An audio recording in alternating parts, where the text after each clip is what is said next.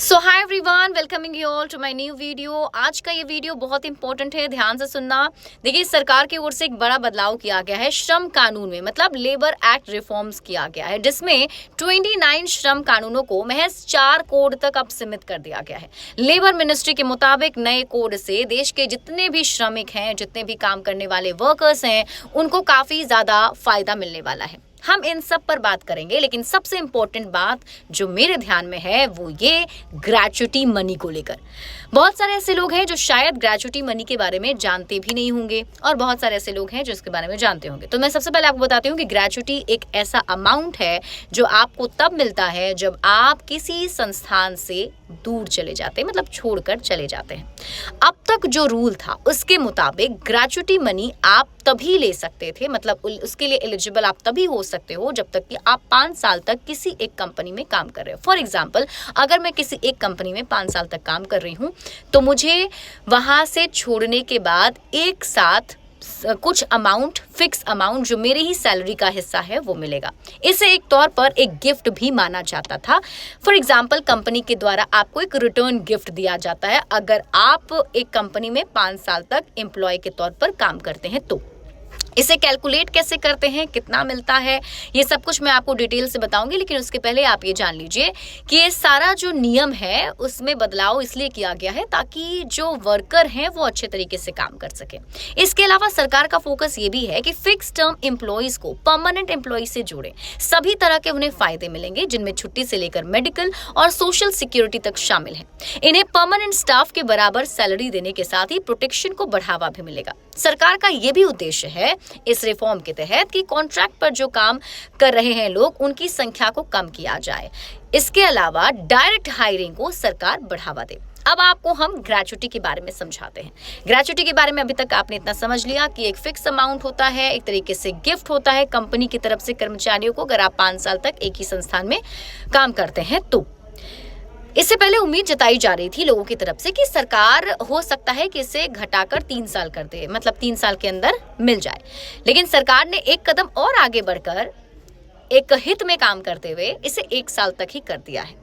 अब देखिए ना, मतलब आपको 5 साल का इंतजार करना पड़ता था। मतलब आप मान लीजिए 2 साल तक इसी संस्थान में आपने काम किया और अब आपको ग्रेच्युटी चाहिए थी, लेकिन आपको मिल नहीं रही क्योंकि आपको 5 साल तक और करना पड़ेगा। लेकिन आपको कोई और अच्छा मौका मिल गया, आप वहाँ भी जाना चाहते हैं, तो फिर आपकी ग्रेच्युटी मनी जो है इधर मतलब लटक जाएगी काइंड ऑफ, तो आपको मिलेगी नहीं। तो कैसे होगा? तो ये सब एक बड़ा प्रॉब्लम था। लेकिन अब सरकार ने इसे इतने अच्छे तरीके से सॉल्व कर दिया कि इसे 1 साल तक ही कर दिया गया है। तो ऐसे में जो लोग हैं वो काफ़ी ज़्यादा खुश हैं, और खुश होना भी चाहिए, क्योंकि ये आपको एक तरीके से मान लीजिए सडनली आपने कहीं जॉब छोड़ दी, 1 साल के भीतर आपको जॉब छोड़ना पड़ा, किसी भी मजबूरी से जॉब छोड़नी पड़ गई, तो उसमें आपको एटलीस्ट इतना फिक्स अमाउंट मिल जाएगा जिससे कि आप अपने लिए 1-2 महीने का तो मतलब प्रॉब्लम सॉल्व कर सकते हैं। क्योंकि सडनली मान लीजिए कहीं जॉब ना मिले, कुछ प्रॉब्लम हो जाए, तो ऐसा है कि एटलीस्ट आपको वो काम किया जा सकता है कि नहीं? मतलब पैसा किसके लिए ज़रूरी नहीं है यार, मतलब ज़रूरी तो है ही, और वो मिल जाए तो अच्छा ही रहेगा। वैसे भी कंपनी वाले तो ज़्यादा काम कराते हैं, पैसे कम ही देते हैं, तो ये अच्छी बात है।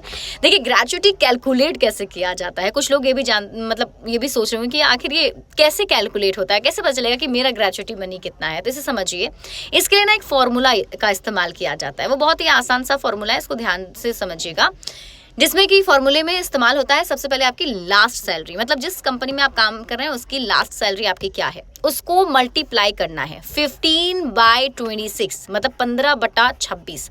उसको फिर मल्टीप्लाई करना है कि कंपनी में आपने कितने साल काम किए। ठीक है, अब इस फॉर्मूले को हम एग्जाम्पल के तौर पर समझते हैं। मान लीजिए कि आपने एक कंपनी में 5 साल तक काम किया और आपकी जो बेसिक सैलरी थी वो 50,000 रुपीज थी। अब आप इसको फॉर्मूला में अप्लाई कीजिए, 50,000 रुपीज इंटू 15/26 इंटू 5।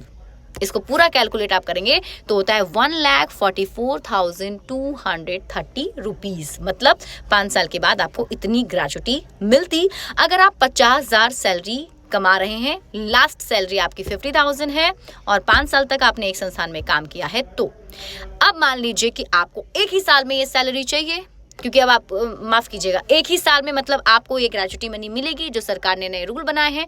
तो उसके तहत अब ऐसा हो जाएगा फॉर्मूला कि मान लीजिए आपकी लास्ट सैलरी 50,000 थी, तो इस फॉर्मूले पर इसको अप्लाई करेंगे। 50,000 इंटू 15/26 इंटू 1 इक्वल्स टू जितना होता है वो है आपका ग्रेच्युटी मनी। मतलब अगर आप किसी संस्थान में काम कर रहे हैं, एक साल के बाद आप जॉब छोड़ने वाले हैं, तो आपको लास्ट मतलब एंड ऑफ ईयर में इतना सैलरी के अलावा ये पैसे मिलेंगे।